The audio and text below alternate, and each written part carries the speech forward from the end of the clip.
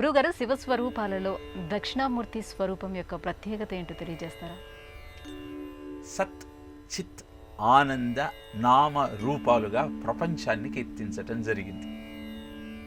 సత్ చిత్ ఆనందం, దీన్నే అస్థి భాతి ప్రియం అని కూడా అంటారు. సత్ అంటే ఉనికి, చిత్ అంటే చైతన్యం, ప్రియం అంటే ఆనందం. ఈ మూడింటికి రూపం లేదు, కానీ ఈ మూడు ఆ పరమాత్మ యొక్క లక్షణాలు. మరి వీటికి రూపాన్ని కల్పిస్తే అది దక్షిణామూర్తి, పేరు పెడితే అది దక్షిణామూర్తి.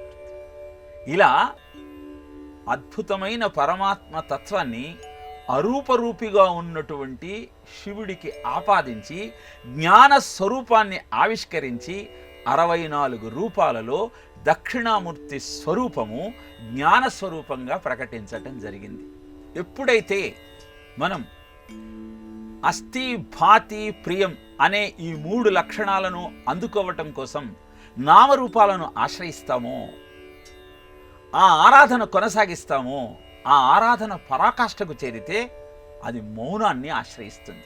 అందుకే మౌన వ్యాఖ్యా ప్రకటిత పరబ్రహ్మతత్వం యువానం వర్షిష్ఠాంతే వసదృశిగణైరావృతం బ్రహ్మనిష్టై ఆచార్యేంద్రం కరకలిత చిన్ముద్రం ఆనందమూర్తిం స్వాత్మారామం ముదిత వదనం దక్షిణామూర్తిమిడే అన్న ధ్యాన శ్లోకంతో దక్షిణామూర్తి స్తోత్రం ప్రారంభమవుతుంది.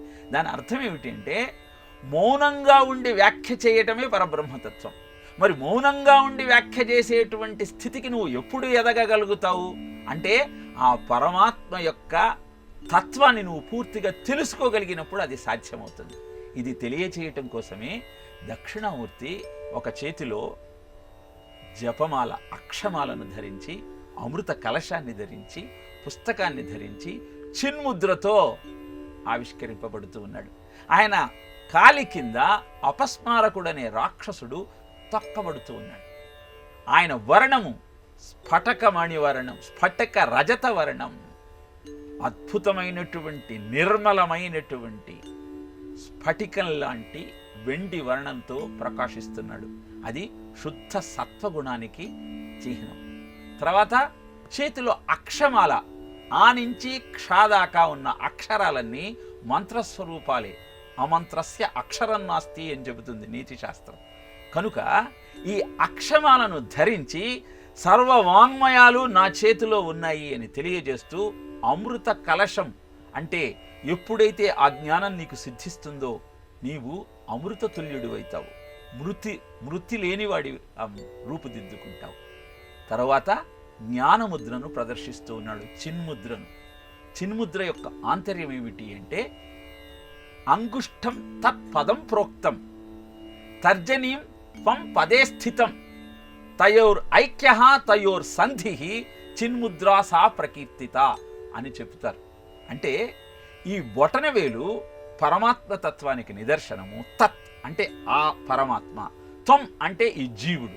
ఈ రెండింటినీ కలిపితే ఈ జీవ బ్రహ్మ ఐక్యాన్ని ప్రతిపాదిస్తూ అస్థి భాతి ప్రియం అనేటువంటి 3 లక్షణాలు నువ్వు గుర్తించగలుగుతావు చిన్ముద్ర ద్వారా అన్న సత్యాన్ని తెలియజేస్తూ, కాలి కింద అపస్మారకుడనే రాక్షసుడిని తొక్కిపడుతున్నాడు. అంటే అపస్మారకుడు, అపస్మార అన్న శబ్దానికి అర్థము అజ్ఞానము.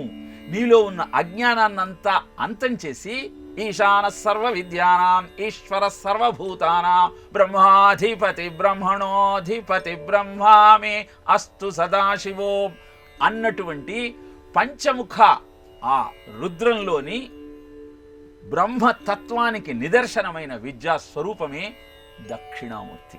కనుక ఎవరైతే దక్షిణామూర్తిని ఆశ్రయిస్తారో వారికి ఇహంలో ఉన్న అన్ని విద్యలు, తరువాత పరానికి అవసరమైన సాధన జ్ఞానము కూడా సిద్ధిస్తాయి. అలాంటి జ్ఞాన స్వరూపమైన దక్షిణామూర్తిని ముఖ్యంగా విద్యార్థులు ప్రతినిత్యము పారాయణ చేయటం వల్ల ఏకాగ్రత పెరిగి జ్ఞాపక శక్తి ఇనుముడించి అద్భుతమైన ఫలితాలు వాళ్ళ నిత్య జీవితంలో వాళ్ళు అందుకోవాలి.